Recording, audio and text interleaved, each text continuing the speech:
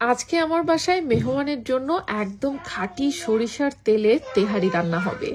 আর মেহমানরা যেহেতু একটু লন্ডনে গিয়েছে, কাজ আছে, কাজ সেরে ফিরতে ফিরতে এদিকে আমার রান্নাটাও শেষ হয়ে যাবে।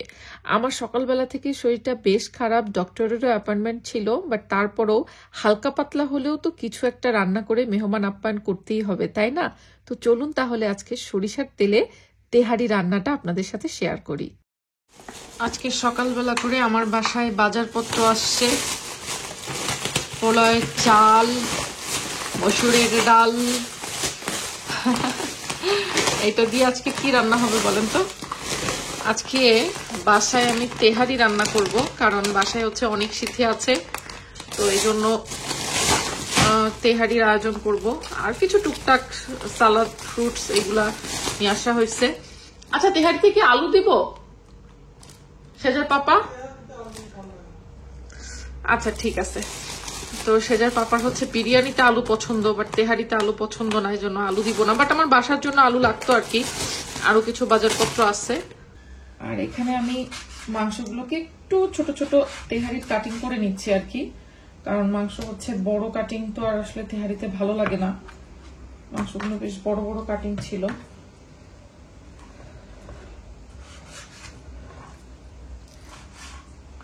তুমি তেহারি খেতে চাচ্ছিলাম, বাসায় অনেক সিথিও আসলো, একবারে সবাই মিলে খেতে পারবো। তুমি অনেকদিন তেহারির কথা বলতেছিল না? এই জন্য আমি আজকে ভোরবেলা মাংস বের করে রাখছিলাম, তাও দেখো ছাড়ে নাই, মাংসগুলো একটু বরফ বরফ হয়ে আছে। আর তেহারির জন্য না আমি বড় পিস রাখি না মাংসের। তেহারির মাংসের পিস যদি একটু ছোট ছোট হয় সেটাই আমার কাছে ভালো মনে হয়। ছোটই ভালো। হ্যাঁ, আর বিরিয়ানির পিস বড় ভালো, দুটা দুই জিনিস।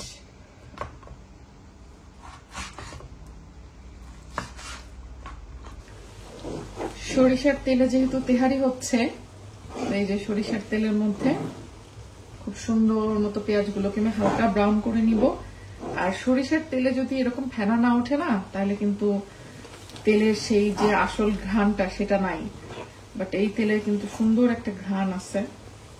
সরিষার তেলের তেহারির অন্যরকম মজা। এটা কি আনছো? হ্যাঁ, দুই কন্যার কি চকলেট ডোনাট। আচ্ছা, এটা হচ্ছে একটা বক্সে রাখতে হবে, নাহলে ড্রাই হয়ে যায়। একটা বক্সে রেখে দাও, মেয়েরা খেতে পারবে, ওদের হাবড়ি জাবড়ি সবসময় লাগে। একটা বড় বক্স নিলেই তো হয়। তোমার মেয়ে এই মিনি আমার কাছে নিয়ে আসছে আর বলছে মিনি দাও, মিনি। আমার ছোট মেয়ে মুড়িকে বলে মিনি। এর মধ্যে গরু হারিয়ে গেলেও খুঁজে পাওয়া যাবে না, বুঝছো? পেঁয়াজ যেরকম তুলে তুলে দেখছি যে ব্রাউন হয়েছে কিনা। খুব বেশি ব্রাউন করব না, হালকা ব্রাউন হলে আমি হচ্ছে মাংসটা ভাজার জন্য দিয়ে দিব। কারণ তেহারির মাংস হচ্ছে আমি এই পেঁয়াজ বেরেস্তার সাথেই আগে একটু ভেজে নেই, তাহলে মাংসে হচ্ছে বেরেস্তার ঘ্রাণটা খুব ভালো মতো যায়। সো এই যে মোটামুটি কিন্তু এখানে হয়ে গেছে ব্রাউন টাইপের। এই যে এখন আমি মাংসগুলা ছোট ছোট করে কেটে নিছি, সেটা দিয়ে দিলাম। বিসমিল্লাহ। এই প্যাকেটে একটু হাড্ডি গুড্ডিও ছিল, যেহেতু হ্যাঁ, নালে নর্মালি আমি তেহারি করার জন্য বাইরে থেকে আলাদা করে যখন মাংস কিনি তখন হচ্ছে সলিড মাংসটাই কিনে নিয়ে আসি, হাড্ডি বাদে। বোনলেস যে বিফ পাওয়া যায় সেটা নিয়ে আসি, বাট আজকে ঘরে মাংস, সেটা দিয়ে করে ফেলছি। এই জন্য আর মানে মিক্সড মাংস ছিল আর কি। এটা সলিড গুলো একটু ছোট ছোট করে কেটে নিছি। আর মোটামুটি এই যে তেল আমার গায়ের উপর শিখছে রে, গেল জামাটা। এবার এইখানে মাংসটাকে ভালো করে আগে ভেজে নিব, তারপরে আদা রসুন বাটা, তেহারির মশলাপত্র, অন্য সবকিছু যাবে।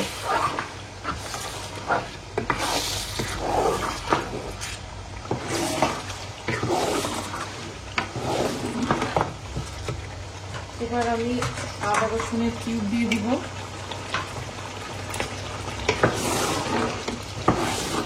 আবার একটু ভাজবো, তারপরে দিব হচ্ছে তেহারির মশলা।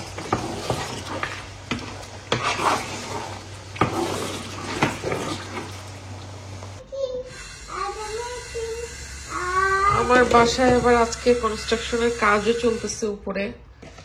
বাসায় মনে নয়েজ শুনতে পাচ্ছেন আপনারা। তো মানে এই শব্দে আমার কান মাথা একদম ধরে যাচ্ছে। একটু আগে তো একদম আরো তীব্র শব্দ করতেছিল। ওই যে আমাদের লফটের কাজ করানো হচ্ছে, তো ওই জন্য আর কি অনেক বেশি শব্দ। এমনিতেই কাজ করলে ড্রিলের শব্দ, তারপরে যে কি মেশিন পত্র ইউজ করে ওগুলোর শব্দে মানে আমার কান মাথা একদম ব্যথা শুরু করে ফেলে। তো যাই হোক, এখানে এই যে মাংসটা মোটামুটি রান্না হয়ে গেছে। এখন আমি যেটা করব, এইভাবে তেল মশলা ঝরায়ে মাংসটাকে হচ্ছে জাস্ট উঠায় রাখবো আলাদা বাটিতে। আর ওই যে প্রথমেই না অতিরিক্ত তেল দিছিলাম, এই যে অতিরিক্ত তেল মশলা এটা দিয়ে হচ্ছে আমি তেহারির পোলাও চালটা যে আছে ওইটা ভাজবো। আলাদা করে কোনো তেল মশলা কিচ্ছু যাবে না চালের জন্য। চিকেন না তো, এটা বিফ বাবা। হ্যাঁ বিফ, তুমি খাবা? আর মাংসটা মোটামুটি আমি সেদ্ধ করে ফেলছি, এখন জাস্ট চালটা ভেজে তেহারিটা দমে দিব। হ্যাঁ, আরেকজন বিফ খাবে। আচ্ছা বাবা, দিচ্ছি মা, দিচ্ছি, দাঁড়াও।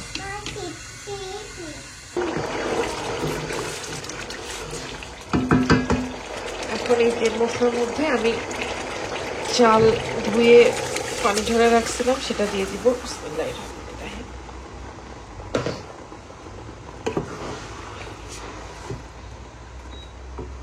এখন এটাকে একটু ভালো করে ভেজে নিব।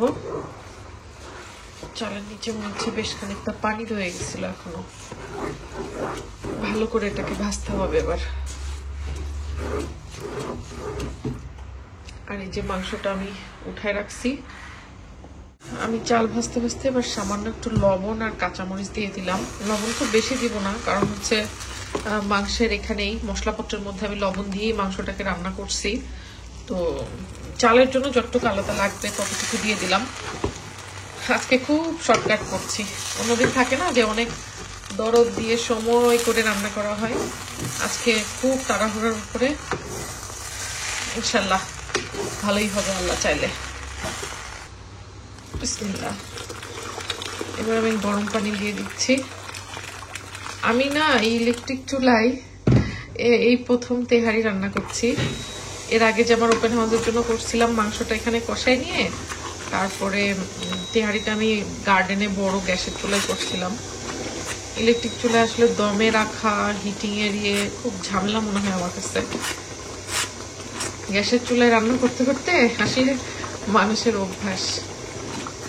দেখি আজকে কেমন হয় তেহারি দমে ইলেকট্রিক চুলায়। এবার রাইসটা সেদ্ধ হয়ে গেছে, তারপরে মাংসটা মিশায়ে আমরা সামান্য একটু সময় দমে রাখবো। আমি আমার অ্যাসিস্ট্যান্টকে ডেকে নিয়ে আসছি। মেন শেফের কাজ এতক্ষণে শেষ।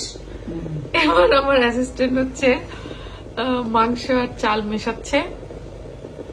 তবে আপনারা যত যাই বলেন, এই যে মাংস আর চাল মেশানোর উপরেই কিন্তু স্বাদ নির্ভর করে। হ্যাঁ, যেটা আসলে মেইন শেফের কোনো দায়িত্বই নাই, কাজই নাই, সব কাজ করে হচ্ছে অ্যাসিস্ট্যান্ট। সো এটা যদি টেস্ট ভালো হয় সেটার পুরো ক্রেডিট যাবে আমাদের এই অ্যাসিস্ট্যান্টের উপর। ঠিক আছে না? প্রশংসা করছি। আরেকজন হচ্ছে এই যে রাইস খাবে, এটা দাদা রাইস দিচ্ছি বাবা, দিচ্ছি। আর এদিকে আমি সবার জন্য একটু ডিম সেদ্ধ বসাইছি, আমাদের বাংলাদেশি স্টাইলের সালাদ।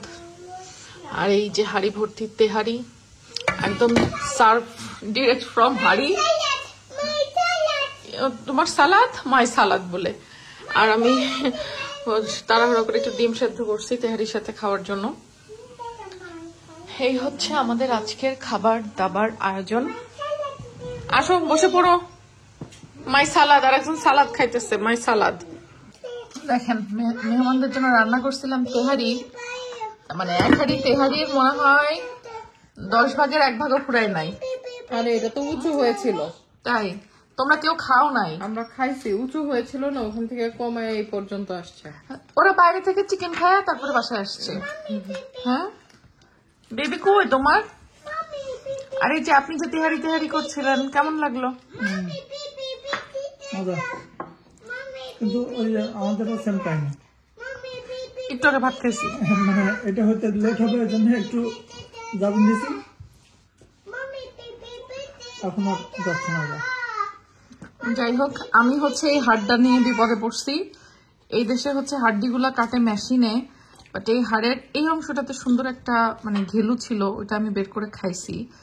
কিন্তু এই হাড়টা কচকচায় চাবায় ভেতরের সব খাওয়া যেত রসকস, কিন্তু মেশিন দিয়ে কাটার ফলে হয়েছে কি ধারগুলা কেমন জানি দাঁতে পাতে ফেলতে পারতেছি না।